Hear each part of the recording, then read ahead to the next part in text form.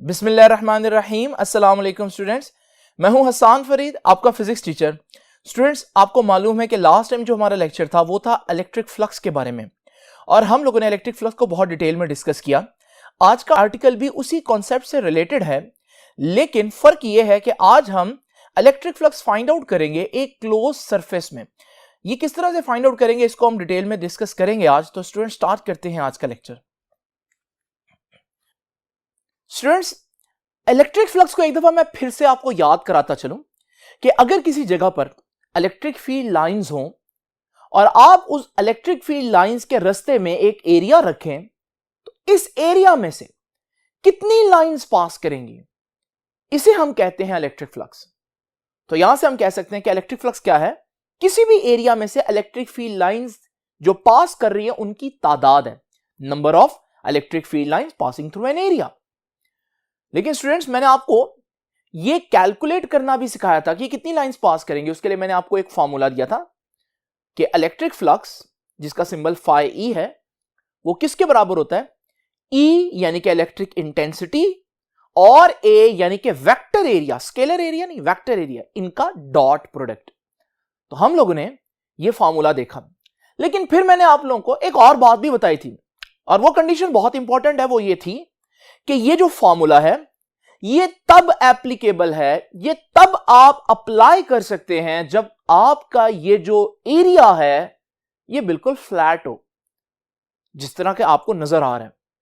अगर ये area curve हो तो फिर आप ई डॉट ए वाला ये फॉर्मूला अप्लाई नहीं कर सकते। तो याद रखिएगा कि इलेक्ट्रिक फ्लक्स का जो फॉर्मूला है it is only applicable to flat surfaces, सिर्फ फ्लैट सर्फेस पर अप्लाई हो सकता है, इसके अलावा नहीं कर सकते। ये तो था वो इंट्रोडक्शन जो मैंने आपको लास्ट टाइम दिया था। आज के आर्टिकल पर अब मैं आता हूं।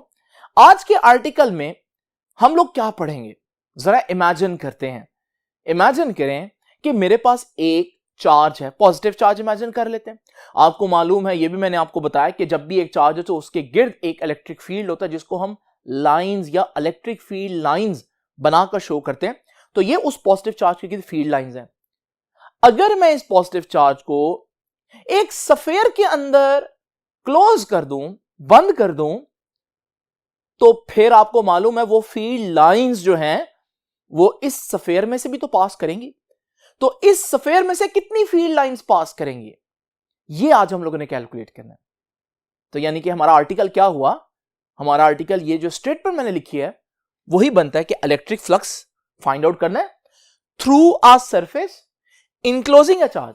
एक सरफेस है जैसे सफेयर मैंने बताया, और इसके अंदर एक चार्ज पड़ा हुआ है, तो उस चार्ज की जो फील्ड लाइंस हैं वो कितनी पास करेंगी इस पूरे सफेयर में से, ये हम लोगों ने कैलकुलेट करना है। प्रॉब्लम क्या स्टूडेंट्स? फॉर्मूला तो हमारे पास है। अभी मैंने आपको बताया कि जो आपके पास किसी भी सरफेस में से फ्लक्स पास करो उसके लिए क्या फॉर्मूला है जी हमारे पास? ई डॉट ए। लेकिन आपको मैंने बताया कि this formula is only applicable to flat surfaces. आज का जो हमारा आर्टिकल है जो कि ये है, जिसमें हम लोगों ने एक कर्व्ड सरफेस, एक सफेयर में से फ्लक्स मालूम करना है, क्या ये फ्लैट सरफेस है? बिल्कुल भी नहीं है। तो इसका मतलब प्रॉब्लम क्या है? हमारे पास फ्लक्स का फॉर्मूला है, लेकिन वो फ्लक्स का फॉर्मूला कहां पर एप्लीकेबल है? फ्लैट सरफेसेस पर। जबकि आज का जो हमारा आर्टिकल है उसमें एक फ्लैट सरफेस नहीं बल्कि मेरे पास एक कर्व्ड यानी कि एक सफेयर है। इस सूरत में हम क्या करेंगे? कुछ ना कुछ तो हमें करना पड़ेगा। अगर मेरे पास एक सफेयर हो, मैं क्या कर सकता हूं? मैं इस सफेयर के ऊपर छोटे छोटे पैचेस इमेजिन कर लेता हूं।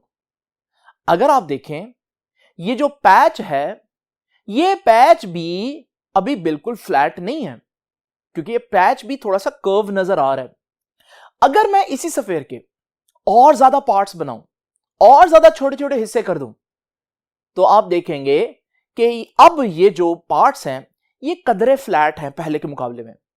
तो स्टूडेंट्स, इसी लॉजिक पर अगर मैं इस सरफेस के इतने ज्यादा छोटे छोटे पैचेस में डिवाइड कर दूं इस सरफेस को, तो आप देखेंगे एक वक्त आएगा हर छोटा जो पैच है वो तकरीबन तकरीबन फ्लैट हो जाएगा। तो इस पर ई डॉट ए का जो फॉर्मूला है वो डेफिनेटली अप्लाई हो सकता है। तो मैं क्या करूंगा? मैं पहले ये जो एक पैच है इसमें से देखूंगा कि कितनी इलेक्ट्रिक फील्ड लाइंस पास कर रही हैं। ये इस पैच का फ्लक्स हो गया। फिर मैं देखूंगा कि जो दूसरा हमारे पास पैच है इसमें से कितनी इलेक्ट्रिक फील्ड लाइंस पास कर रही हैं, फिर मैं तीसरे में देखूंगा, फिर मैं चौथे में। सबका इंडिविजुअल फ्लक्स कैलकुलेट करने के बाद जब मैं सारे फ्लक्सेस को ऐड करूंगा तो मेरे पास पूरे सफेयर का फ्लक्स आ जाएगा।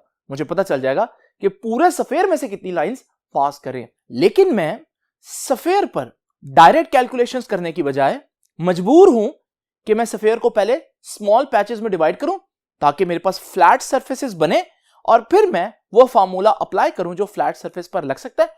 लेकिन फिर क्योंकि कैलकुलेशन पूरे सफेयर के लिए करनी है तो मुझे उन सारे इंडिविजुअल पैचेस के जो फ्लक्स हैं उनको ऐड करना पड़ेगा। तो ये मैंने आपको आज की स्ट्रेटेजी बता दी है, यही मैं अब आप लोगों के सामने करूंगा।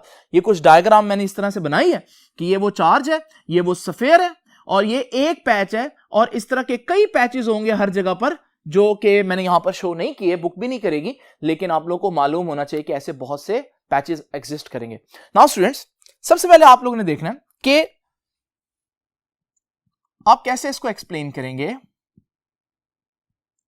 एक्सप्लेनेशन क्या बनेगी जी इसकी? स्टूडेंट्स, एक्सप्लेनेशन में जैसे आपको बताया कि जो फॉर्मूला था फ्लक्स वाला, ये सिर्फ कहां एप्लीकेबल है? फ्लैट सरफेसेस पर। तो पहले मैं बात बता देता हूं कि we can calculate electric flux, हम कहीं भी इलेक्ट्रिक फ्लक्स कैलकुलेट कर सकते हैं यूजिंग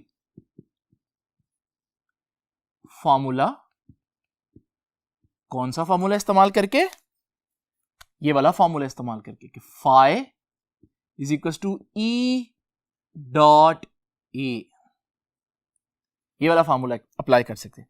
लेकिन आगे मैं कहूंगा, ठीक है, बट दिस फॉर्मूला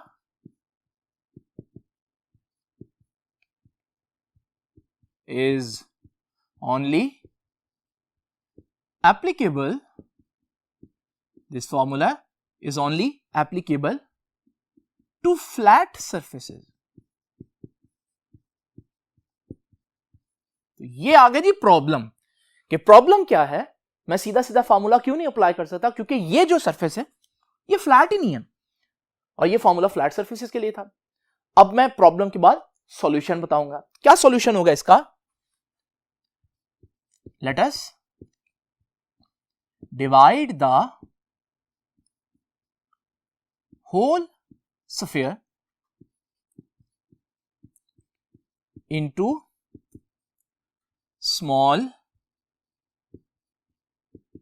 patches। मैं क्या करूंगा? पूरे स्फीयर को छोटे छोटे पैचेस में डिवाइड कर लूंगा, ठीक है। और कितने स्मॉल होने चाहिए? इतने स्मॉल कि एक छोटा पैच ऑलमोस्ट फ्लैट हो जाए, ठीक है। तो let us divide whole sphere into small patches such that each patch is a flat surface। तो हर पैच जो है वो एक फ्लैट सरफेस बन जाएगी। अब याद रखिएगा, ये जो पैचेस मैंने बनाए हैं इसमें हर पैच का डिफरेंट एरिया होगा। तो इस पैच का एरिया, इसे मैं डेल्टा A1 कह देता हूं, दूसरे पैच के एरिया को मैं डेल्टा A2 कह देता हूं, तीसरे पैच के एरिया को मैं डेल्टा A3 कह देता हूं, चौथे पैच के एरिया को डेल्टा A4 कह देता हूं, और इसी तरह से मैं हर एक पैच का जो एरिया है उसको सिंबल दे देता हूं। यह बात भी मैं लिख देता हूं, area of each patch is delta A1, delta A2, delta A3 and delta AN। तो n पैचेस थे, तो मैंने सबको एरिया जो है उनका सबका, उनको मैंने एक सिंबल दे दिया जैसे कि मैंने आप लोगों को बताया। नाउ जरा स्टूडेंट्स तवज्जो से, बहुत ध्यान से मेरी बात सुनिए। ये जो एरियाज है ना, ये सरफेस एरिया है। मैंने आपको लास्ट टाइम एक बात बताई, वो बात जरा तवज्जो से सुनिएगा। ये मेरे पास एक सरफेस है, ये जो रेड कलर है ना, ये पूरा रेड कलर इसका सरफेस एरिया है। इसको आप सरफेस एरिया भी कह सकते हैं, इसको आप स्केलर एरिया भी कह सकते हैं, आप इसको खाली एरिया भी कह सकते हैं। लेकिन याद रखिएगा, जो हमारा फॉर्मूला है उसमें देख रहे हैं आप एरिया के ऊपर वेक्टर का निशान है। तो याद रखिएगा ये जो फ्लैट सरफेस मैंने भी आप लोगों को दिखाई, अगर आप इस सरफेस के ऊपर एक परपेंडिकुलर वेक्टर ड्रॉ करें, ये जो वेक्टर है ये आपके एरिया का वेक्टर है, तो इसे कहेंगे कि ये वेक्टर एरिया है। इसको एक और नाम भी दे सकते हैं, क्योंकि ये सरफेस के परपेंडिकुलर है तो हम इसको ये भी कह सकते हैं कि ये नॉर्मल टू एरिया है। तो स्टूडेंट्स जरा इसी तरह से आप आज की डायग्राम देखें और उस एक छोटे पैच को देखें। इस पैच को अगर हम देखना चाहें तो इसका ये जो रेड कलर है ये हमारे पास सरफेस बता रहा है, लेकिन वेक्टर एरिया कहां होगा? इस सरफेस के परपेंडिकुलर। ये है इस पैच का वेक्टर एरिया। किसी और पैच का वेक्टर एरिया कहां होगा? वो उस पैच के परपेंडिकुलर होगा। इसी तरह किसी और पैच का वेक्टर एरिया कहां होगा? वो उस पैच के परपेंडिकुलर होगा। तो ये जो हमारे पास वेक्टर एरियाज हैं, याद रखिएगा ये इंपॉर्टेंट है आज के आर्टिकल के लिए। तो मैं ये कह देता हूं कि यहां पर कि डेल्टा A1, अब देखें मैं वेक्टर का निशान डाल रहा हूं, delta A1, delta A2, delta A3 up to delta AN are the vector area या normal area, normal to area of each patch. Now students, एक और बहुत इंपॉर्टेंट बात, जरा तवज्जो कीजिए। आपको मालूम है, इस पैच को इमेजिन करें, इस पैच के अंदर से इलेक्ट्रिक फील्ड लाइन किस डायरेक्शन में जाएगी उसको देखने के लिए जरा देखें। यह जो आपका पॉजिटिव चार्ज है, इससे हम लोगों ने पढ़ा था कि इलेक्ट्रिक फील्ड लाइन पॉजिटिव से स्टार्ट होती है, पॉजिटिव से दूर जाती है। तो इलेक्ट्रिक फील्ड लाइन पॉजिटिव से जब दूर जाएगी तो इस पैच में से देखें इस डायरेक्शन में गुजरी, यानी कि मैं कह सकता हूं जिस डायरेक्शन में वेक्टर एरिया है उसी डायरेक्शन में इलेक्ट्रिक फील्ड लाइन भी है उसी पैच में। तो हर पैच में से इलेक्ट्रिक फील्ड लाइंस भी पास करेंगी जो उस पैच के वेक्टर एरिया की ही डायरेक्शन में होंगी। एक और पैच इमेजिन कर लें, यहां भी आप देखेंगे कि जब इसमें से इलेक्ट्रिक फील्ड लाइन पास करेगी तो वो वेक्टर एरिया की ही डायरेक्शन में जाएगी। एक और पैच भी इमेजिन करके देख लें, तो वहां पर उस पैच में से जो इलेक्ट्रिक फील्ड लाइन जाएगी वो उस पैच के वेक्टर एरिया की ही डायरेक्शन में जाएगी। ये बात मैंने यहां पर आप लोगों को एक पैच बनाकर दिखाई भी है। तो याद रखिएगा स्टूडेंट्स, ये हमारे पास हम कह देते हैं कि E1, E2, E3 up to En क्या है? ये आर दी इलेक्ट्रिक इंटेंसिटीज,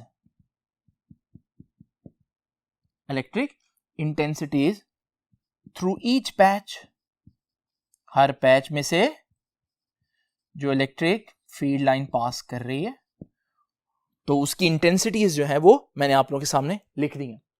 तो स्टूडेंट्स, ये जो सारी बात मैंने आप लोगों के सामने लिखी प्लस ये वाली डायग्राम, ये आपकी एक्सप्लेनेशन बनेगी। बुक ने इसको बिल्कुल स्टार्ट में यहां पर लिखा हुआ है। अब ये सारी एक्सप्लेनेशन के बाद डेफिनेटली अब मैं कैलकुलेशन की तरफ आऊंगा। तो आइए जरा देखते हैं कि इस पूरे आर्टिकल को मैथमेटिकली एक्सप्रेशन इसका डिराइव कैसे करना है।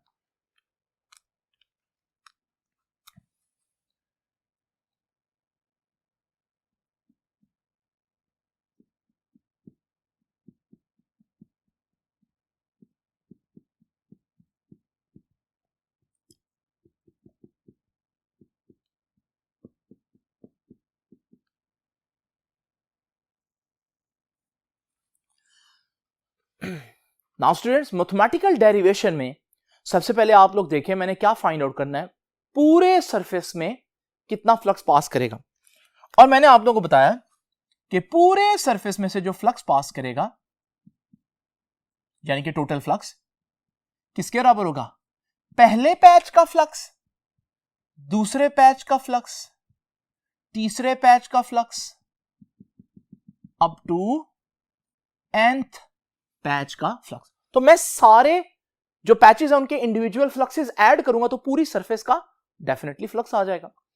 लेकिन आपको मालूम है किसी भी फ्लैट सरफेस में से जो फॉर्मूला है फ्लक्स का वो क्या था, E डॉट ए। चले मैं ए को जैसे पहले नाम दिया डेल्टा ए कह देता हूं, क्योंकि पहले पैच की बात कर रहा हूं तो उसकी इलेक्ट्रिक इंटेंसिटी लूंगा और उसका एरिया लूंगा। ये आ गया मेरे पास पहले पैच का फ्लक्स। बिल्कुल इसी तरह से स्टूडेंट्स इसमें ऐड करेंगे आप दूसरे पैच का फ्लक्स और फिर तीसरे पैच का flux up to nth patch का फ्लक्स। अब ये फॉर्मूला तो आपको मालूम है ना कब लगता है, जब जो पैच है वो बहुत छोटा हो, इतना छोटा कि फ्लैट हो। और वो तो मैंने आप लोगों के सामने पहले ही बता दिया कि हम जो पैचेस लेंगे वो इतने छोटे होंगे कि वो बिल्कुल फ्लैट होंगे। स्टूडेंट्स अब जरा तवज्जो कीजिएगा, ये बात आप लोग जानते हैं कि E डॉट ए किसके बराबर होता है, E ए कॉस थीटा। और ये थीटा किस किस के दरमियान है, ये इलेक्ट्रिक फील्ड और वेक्टर एरिया के दरमियान है। जरा इमेजिन करें स्टूडेंट्स, उस सरफेस में पहला पैच, अभी मैंने आपको बताया इस पैच का वेक्टर एरिया इस सरफेस के परपेंडिकुलर होगा, और इस पैच में से जब इलेक्ट्रिक फील्ड लाइन पास करेगी उस चार्ज में से स्टार्ट होकर, तो आप देखेंगे कि ये दोनों यानी कि इलेक्ट्रिक फील्ड और उस सरफेस का वेक्टर एरिया सेम डायरेक्शन में है। दो वेक्टर्स सेम डायरेक्शन में हो तो उनके दरमियान एंगल क्या होता है, 0 डिग्री। इसका मतलब जब मैं E डॉट ए लूंगा तो ये जो एंगल आएगा आज ये 0 आएगा। और ये सिर्फ इस पैच की बात नहीं है जिसको मैंने अभी आप लोगों को दिखाया, इससे आप कोई और पैच भी देखेंगे तो उस पैच के अंदर भी E और A सेम डायरेक्शन में होंगे। किसी और पैच को भी देख लें तो E और A सेम डायरेक्शन में होंगे। तो स्टूडेंट्स यहां से हम कह सकते हैं कि एंगल तो 0 होगा। तो जब मैं इस डॉट प्रोडक्ट को आपके सामने लिखूंगा तो ये क्या बनेगा, E1 डेल A1 कॉस 0, कि E dot A E a cos theta होगा लेकिन थीटा 0 है। फिर जब मैं इसकी बात करूंगा तो ये बन जाएगा E2 डेल A2 कॉस 0, क्योंकि दूसरे पैच में भी एंगल 0 है। और फिर करते करते मैं कहूंगा En del AN cos 0। Now students अगर आप जानते हो कॉस 0 तो 1 होता है, कॉस 0 की वैल्यू 1 होती है। और जब मैं इधर cos 0 की जगह 1, इधर भी 1 और इधर भी 1 लिखूंगा तो वो तो फर्क नहीं डालेगा, क्योंकि 1 से कोई भी चीज मल्टीप्लाई हो जाए कोई फर्क नहीं पड़ता। क्या रह जाएगा, E1 रह जाएगा और डेल A1 रह जाएगा। आगे E2 रह जाएगा, डेल A2 रह जाएगा, E3 del A3 and so on up to En del AN। Students इसमें और इसमें फर्क करना सीखिए।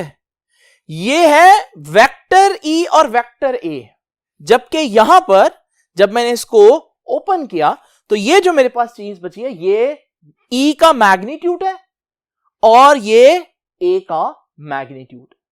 अब जरा तवज्जो कीजिएगा, एक और लॉजिक याद रखिएगा। E को मैंने आपको एक आर्टिकल में, इलेक्ट्रिक फील्ड के आर्टिकल में बताया कि E is 1/4 pi epsilon naught Q over R square, यानी कि E ये तो कांस्टेंट होता है। E दो चीजों पर डिपेंड करती है, चार्ज पर और डिस्टेंस के स्क्वायर पर, यानी कि डिस्टेंस पर। जरा इमेजिन करें स्टूडेंट्स, चार्ज तो वैसे ही एक है सबके लिए, कोई भी पैच लें चार्ज तो वही है जो अंदर पड़ा हुआ है। लेकिन अगर आप पहले पैच का डिस्टेंस देखें तो पहले पैच का चार्ज से डिस्टेंस अगर R है तो किसी और पैच का भी चार्ज से डिस्टेंस देखें तो R ही होगा, क्योंकि हमें मालूम है कि एक स्फीयर के सारे रेडियस जो हैं वो सेम लेंथ के होते हैं। इसका मतलब हर पैच चार्ज से एक जैसे फासले पर है। जब चार्ज से फासला एक होगा तो डिस्टेंस सेम होगा, तो हर पैच के अंदर ई की वैल्यू भी क्या होगी, सेम होगी, एक जैसी इलेक्ट्रिक फील्ड लाइंस पास करेंगी हर पैच में। तो यह बात मैं कह सकता हूं कि E1 का मैग्नीट्यूड, E2 का मैग्नीट्यूड, E3 का मैग्नीट्यूड, En का मैग्नीट्यूड, सारे का मैग्नीट्यूड सेम होगा। तो स्टूडेंट्स मैं क्यों ना फिर इसको E ही कह देता हूं, जब एक सारी पैचेस में E की वैल्यू सेम है तो 1 2 3 कहने की जरूरत ही नहीं, फिर आप E कह देते हैं। तो स्टूडेंट्स जब मैं E1 की जगह, E2 की जगह, E3 की जगह, En की जगह E पुट करूंगा तो आइए जरा देखते हैं क्या बनेगा। ये यहां भी E आ जाएगा, यहां भी E, और यहां भी E, और यहां भी E। तो स्टूडेंट्स E कॉमन में आ जाएगा, तो मैं एक साथ ही कर देता हूं ये स्टेप में कि हमारे पास ये जो E1, E2, E3, En, इनकी जगह जब E लिखूंगा तो वो E तो आ जाएगा कॉमन। अंदर क्या रह गया, E कॉमन चला गया, अंदर क्या रह गया जी, डेल A1। यहां से भी E कॉमन चला गया बाहर, तो अंदर क्या रह गया, del A2, then del A3 and up to del AN। ये देखिए जी हमारे पास ये एक्सप्रेशन कुछ इस तरह से बन गया। नाउ स्टूडेंट्स जरा तवज्जो कीजिए, what is del A1? Del A1 ये देखिए जी, ये जो हमारे पास डायग्राम है, इस डायग्राम में ये जो पहला पैच है, इसका ये जो रेड कलर का एरिया है, ये हमारे पास डेल A1 है। फिर इसी तरह से डेल A2 क्या होगा, दूसरे पैच का एरिया। फिर डेल A3 क्या होगा, तीसरे पैच का एरिया। डेल A4 चौथे पैच का एरिया। डेल A5 पांचवें पैच का एरिया। अगर मैं सारे पैचेस का एरिया इसी तरह से हाईलाइट करता जाऊं और फिर मैं उनको कलेक्टिव कर दूं, ऐड कर दूं, तो आपको पता चलेगा ये तो पूरी स्फीयर का एरिया ना बन गया। यानी सारे पैचेस का टोटल एरिया, सरफेस एरिया अगर हम देखें तो वो तो पूरे स्फीयर का एरिया होगा। और पूरे स्फीयर का एरिया हमें मालूम है, मैथमेटिक्स हमें बताती है, जिस तरह हर सर्कल का एरिया पाई आर स्क्वायर होता है, इस तरह से हर स्फीयर का एरिया 4 पाई आर स्क्वायर होता है। चाहे स्फीयर छोटा हो चाहे बड़ा हो, सबका एक ही फॉर्मूला है। तो स्टूडेंट्स याद रखिएगा, मैं यहां पर कह सकता हूं कि हमारे पास टोटल फ्लक्स ये आ जाएगा E, और ये ब्रैकेट में सारा क्या लिखा है, हर पैच का सारा एरिया ऐड करेंगे तो क्या बनेगा, पूरी सरफेस का एरिया। तो टोटल सरफेस एरिया किसका, उस पूरे स्फीयर का। और पूरे स्फीयर का सरफेस एरिया किसके बराबर होता है, याद रखिएगा, ये देखिए जी ब्रैकेट के अंदर क्या चीज आ जाएगी, 4 पाई आर स्क्वायर। और स्टूडेंट्स बाहर है E, ये मैंने ब्रैकेट वाली चीज लिख दी, बाहर है E, और E किसके बराबर था, 1/4 pi epsilon naught Q over R square. Students अब देखिए जी, आर स्क्वायर से कैंसिल हो गया, 4 पाई से कैंसिल हो गया। स्टूडेंट्स हमारे पास फॉर्मूला आ गया, टोटल फ्लक्स किसके बराबर आया, ऊपर रह गया Q, नीचे रह गया एप्सिलॉन नॉट। तो बस यही दो चीजें हैं। बुक ने स्मॉल q लिखा हुआ है तो मैं स्मॉल q लिख देता हूं, यहां पर भी वैसे इससे फर्क नहीं पड़ता, बहरहाल सिंबल ही है। याद रखिएगा हमारे पास ये है आज के आर्टिकल का आंसर। तो इसका मतलब हमारे पास किसी भी सरफेस में से कितना फ्लक्स पास कर रहा है, Q ओवर एप्सिलॉन नॉट। यहां से बहुत इंपॉर्टेंट कंक्लूजन निकलता है स्टूडेंट्स।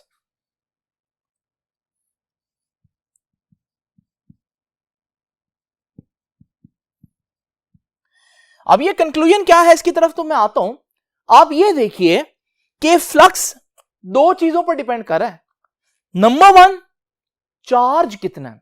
मिसाल के तौर पर अगर मैं इस स्फीयर में 1 कूलम चार्ज रखूं सेंटर पे, तो इस स्फीयर में से जो इलेक्ट्रिक फील्ड लाइंस पास करेंगी वही फ्लक्स होगा। आप देख रहे हैं इतनी फील्ड लाइंस पास कर रही हैं, सपोज करें 100, लेकिन जस्ट इमेजिन करें स्टूडेंट्स, अगर मैं वहां पर सेंटर पे 1 कूलम चार्ज को हटाकर 2 कूलम चार्ज रख दूं, तो स्ट्रॉन्गर चार्ज है, इसका फील्ड भी स्ट्रांग होगा, इसकी number of electric field lines की तादाद भी ज्यादा होगी। अब आपने देखा कि हमारे पास जो सरफेस है उसमें से ज्यादा फील्ड लाइंस पास कर रही हैं, फ्लक्स बढ़ गया।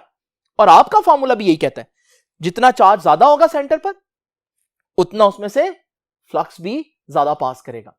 दूसरी बात स्टूडेंट्स बहुत इंपॉर्टेंट है, मीडियम का इफेक्ट भी है, यानी कि अगर मीडियम आ जाता है अंदर कोई तो फिर इलेक्ट्रिक फील्ड लाइंस की तादाद कम हो जाएगी। उसकी वजह क्या है, मीडियम इलेक्ट्रिक फील्ड लाइंस को ब्लॉक कर लेता है। मिसाल के तौर पर वही 1 कूलम चार्ज पड़ा हुआ अंदर और 100 लाइंस पास कर रही है इस पूरे सफेयर में से। इमेजिन करें मैं उस सफेयर के अंदर एक बात कर रहा हूं, पानी डाल देता हूं। जब मैं इसमें पानी डालूंगा तो पानी जो है वो इलेक्ट्रिक फील्ड लाइन को ब्लॉक कर लेगा और अब आपके पास उतनी इलेक्ट्रिक फील्ड लाइन सरफेस में से पास नहीं करेंगी। तो आप लोगों ने देखा कि there are 2 factors which can affect the number of electric field lines or in other words flux। तो हमारे पास किसी सरफेस में से कितना फ्लक्स पास करेगा 2 बातों पर डिपेंड किया, number 1 charge and number 2 medium. तो ये लिख देता हूं मैं, flux passing through a closed surface is closed surface depends on charge and medium, charge and medium। याद रखिएगा अगली लाइन जो मैं लिखने जा रहा हूं बहुत इंपॉर्टेंट लाइन है। ये देखिए जी, इट इज, मैंने ये तो बता दिया किस पर डिपेंड कर रहा है, अब मैं बताऊंगा किस पर नहीं डिपेंड कर रहा। It is independent of geometry और शेप, ज्योमेट्री और शेप। अच्छा, ये ऊपर वाली बात हजम हो जाती है क्योंकि फार्मूला भी यही कह रहा है, लेकिन जब मैं ये कहता हूं ना ये ज्योमेट्री या शेप पर डिपेंड नहीं करता, तो बच्चे थोड़े से कंफ्यूज होते हैं कि अगर मेरे पास ये एक चार्ज है और इस चार्ज के गिर्द मैं बजाय सफेयर के कोई और शेप ले लेता हूं तो इसमें से कितनी फील्ड लाइंस पास करेंगी। अब बच्चे कहेंगे कि यार इसमें से फील्ड लाइंस शायद पहले के मुकाबले में कम या ज्यादा हो, चेंज हो जाएंगी नंबर ऑफ फील्ड लाइंस, यानी फ्लक्स चेंज हो जाएगा, लेकिन याद रखिएगा इसमें से भी इतना ही फ्लक्स पास करेगा। अच्छा, ये कोई इतनी मुश्किल बात नहीं है समझने वाली, मैं आपको बड़ी आसानी से समझा देता हूं। जस्ट इमेजिन करें, ये फॉर्मूला मैंने किसके लिए कैलकुलेट किया, ये फॉर्मूला कैलकुलेट किसको जहन में रख के किया, कैलकुलेटेड फॉर सफेयर, सफेयर के लिए कैलकुलेट किया। तो बच्चे समझेंगे जो सफेयर के लिए कैलकुलेट किया फिर वो सफेयर पर ही अप्लाई होगा, नहीं, अप्लाई ये सब पर हो सकता है। तो it is calculated for sphere, it is calculated for sphere but it is applicable to all surfaces or all closed surfaces, लेकिन 3D सरफेस होनी चाहिए। तो जरा इमेजिन करें स्टूडेंट्स, मेरे पास, इसको कैसे मैं प्रूव करूंगा, इमेजिन करें मेरे पास इस चार्ज के गिर्द कितनी फील्ड लाइंस पास करेंगी किसी सरफेस में से। तो मैं सरफेस बनाता हूं सफेयर जो कि मैं यूजुअली बनाऊंगा, मैंने देखा इसमें से 100 लाइंस पास कर रही हैं।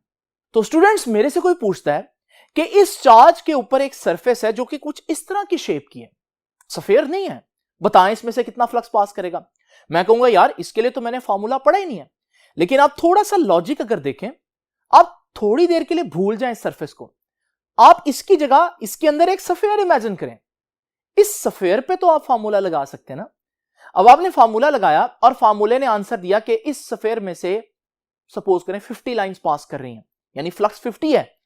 अब आपको मालूम है अगर इस सफेयर में से 50 लाइंस पास करेंगी तो यही लाइंस जब आगे जाएंगी तो ये जो बड़े वाली सरफेस थी उसमें से भी तो यही 50 लाइंस पास करेंगी ना। तो इसका मतलब जो आंसर आपके सफेयर के लिए आएगा उसके अलावा आप इस सरफेस की जगह क्यूब इमेजिन कर लें तो उस क्यूब में से भी 50 लाइंस ही पास करेंगी। आप उसकी जगह कोई और शेप इमेजिन कर लें, जैसी मर्जी वियर्ड शेप हो, बस शर्त यह क्लोज शेप होनी चाहिए, 3D क्लोज शेप, तो उसमें से उतनी ही लाइंस पास करेंगे। इसका मतलब this formula is derived for spheres but applicable to all close surfaces. ये था हमारा आज का आर्टिकल स्टूडेंट्स। आई होप कि आपको ये अंडरस्टैंडिंग आ गई होगी कि अगर हमारे पास कर्व्ड सरफेस हो और उसमें से फ्लक्स फाइंड आउट करना हो तो पहले आपको उसको फ्लैट पैचेस में डिवाइड करना पड़ेगा, फिर आपको कैलकुलेशंस करनी पड़ेंगी। अब आपसे इंशाल्लाह मुलाकात होगी नेक्स्ट लेक्चर में, तब तक के लिए अल्लाह हाफिज।